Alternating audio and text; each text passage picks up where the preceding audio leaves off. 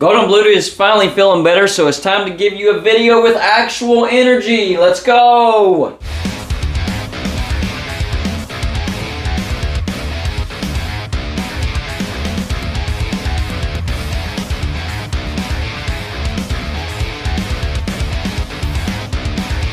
Golden Blue back with another video just for you, the college football fan. So if you are a college football fan, go ahead and hit that like and subscribe button. Look, it's a long college football offseason, but I'm here to get you through it. Don't forget to go check out our Patreon page. A lot of time and effort going into that. And I call my Patreons the shot callers because, well, they do call the shots around here. Also, we have a great website designed and created by Joey Foster. We have 8 great writers led by head writer Michael Walker. So today I wanted to talk about the different tiers in the new SEC and where Oklahoma and Texas fit as far as where they would go in those tiers. I have 6 tiers. I have A+, which counts as elite, A, which is very good, B, which is good, C, which is average, D, below average, and F as in bad. You're just bad. And I went by winning percentage, and this is over the past 20 years, by the way. I didn't want to go too far back, but at the same time, I didn't want to just count the last 5 years. So 20 years sounded about right to me. So winning percentage, how many conference titles they won, and how many divisions titles they won, how many times they went to the playoffs, and how many national championships. All that factored into this. So first we'll start at the very bottom, the lowest tier. I call this tier F, or the bad teams. And it's actually just one, the bad team. Vanderbilt.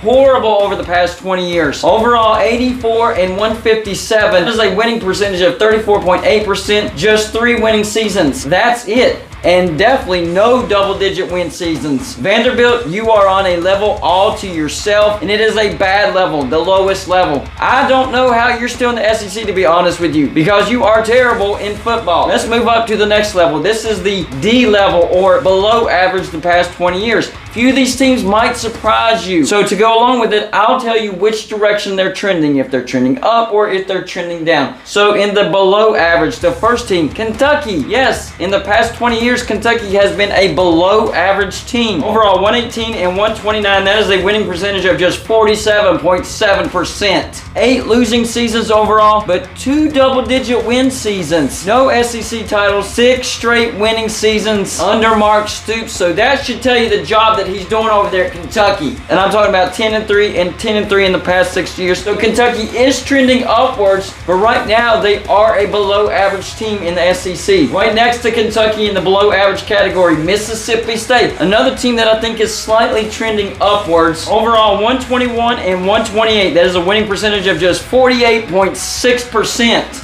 8 losing seasons, just 1 double-digit win season, no SEC titles. And I will say for Mississippi State, the last 10 years are better than the 10 years before that. So Mississippi State is trending in the right direction. Now this last team in the below average or D category, gonna surprise you, and that's Ole Miss. This should tell you the job that number 1 Hugh Freeze and now Lane Kiffin has done at Ole Miss. They have been a below average team the last 20 years. Their total record 124 and 121, barely a winning percentage of 50.6%, 9 losing seasons, 3 double-digit win seasons, no SEC titles, and of course no playoff appearances. But Ole Miss is definitely headed in the right direction. They should get out of the below category in the next 5 years, without a doubt. They might jump a couple of categories actually. The next category, this is the average category. Nothing to brag about, but definitely not a horrific or below average team. This is the C category. The first team in this category is Arkansas. Yes, I think Arkansas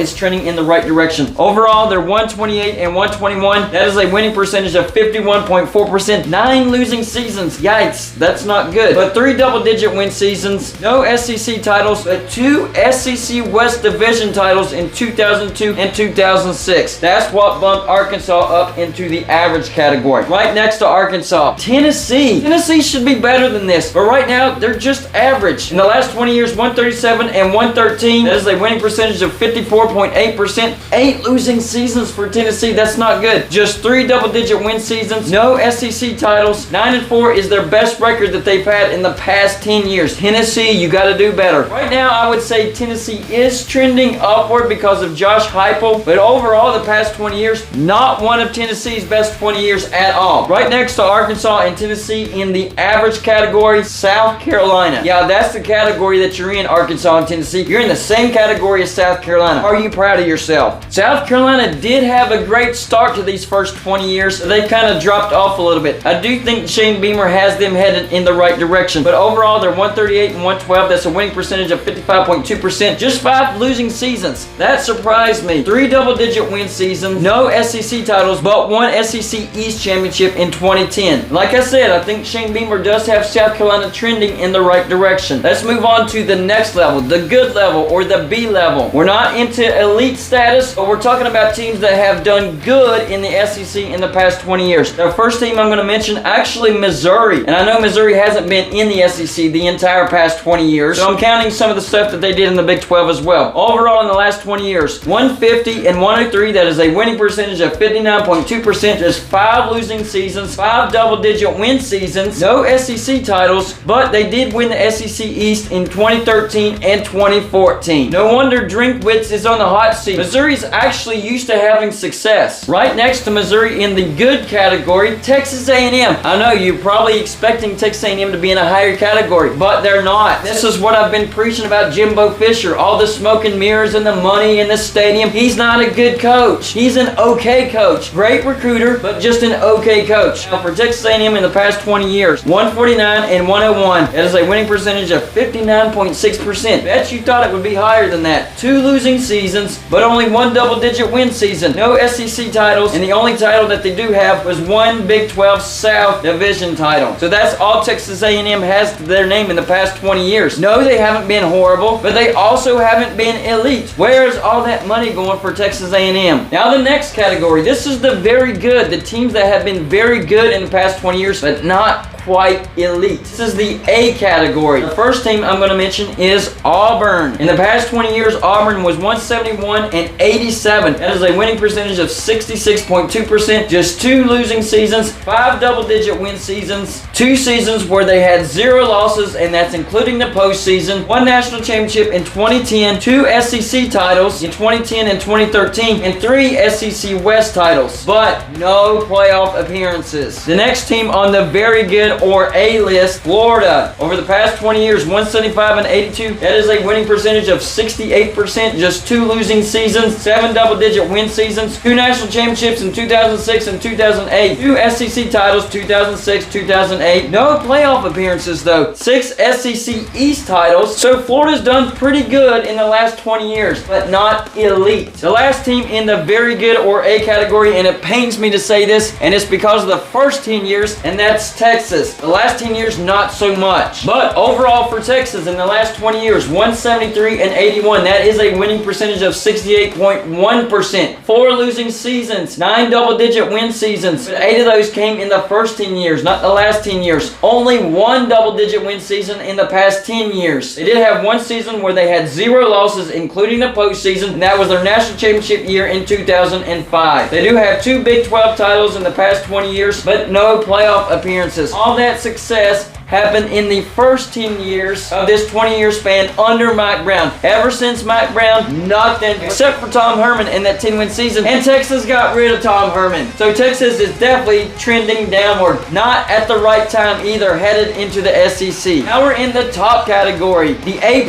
or elite tier. These are the cream of the crop teams in the past 20 years. The first team I'm going to mention is LSU. In the past 20 years, they are 195 and 60. That is a winning percentage of 75.2%.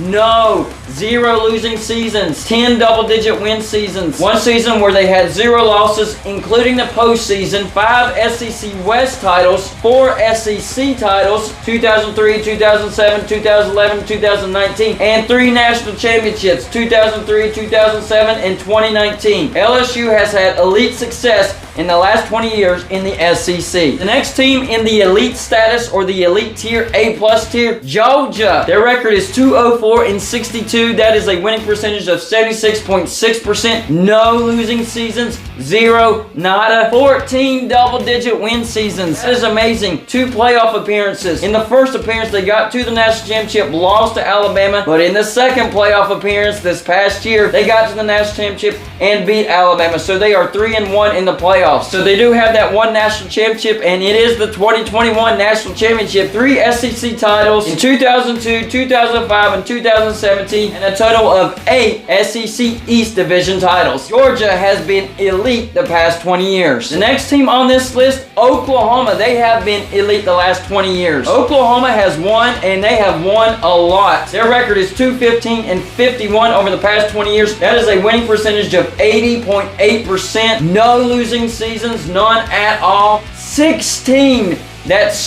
double-digit win seasons. The only problem is no national championships. But the bright spot is they do have 13 Big 12 championships and 4 playoff appearances, but they are 0-4 in their playoff appearances. That's where they need to clean up their resume in their playoff appearances. Other than that, all Oklahoma has done is win in the past 20 years. And finally, the last team in the elite status, they are the elite of the elite. You already know who I'm talking about, and that's Alabama. Over the past 20 years, Alabama 2-18-52.